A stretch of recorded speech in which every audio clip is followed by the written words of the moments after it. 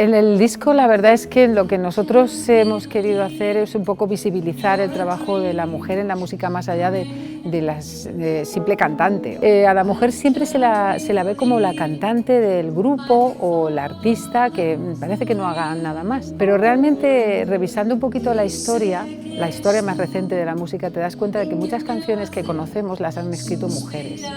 Y sin embargo a ellas apenas las conocemos, ¿no? Incluso a cantantes artistas a las que también visitamos en el disco, pues se las conoce sobre todo como artistas o cantantes, pero también son dueñas de su trabajo, ¿no? Entonces lo que yo he querido hacer es un poco llamar la atención sobre este hecho de que a las mujeres autoras y compositoras se las desconoce en su mayoría, ¿no? Es un repertorio en el que la mayoría de las canciones están compuestas y escritas por mujeres.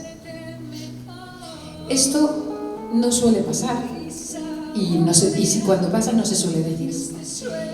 Ese es uno de los motivos que hay detrás del disco que venimos presentando, que se llama Mujeres de Música. Porque en la música también ha habido discriminación, también a la mujer le ha costado estar, visibilizarse, ser tenida en cuenta, encontrar su sitio. Mujeres de Música es un disco que lo que hace es poner un poquito del equilibrio necesario en la música, ¿no? Pues que vayamos conociendo a estas autoras y compositoras que son maravillosas, conozcamos sus canciones, conozcamos su talento.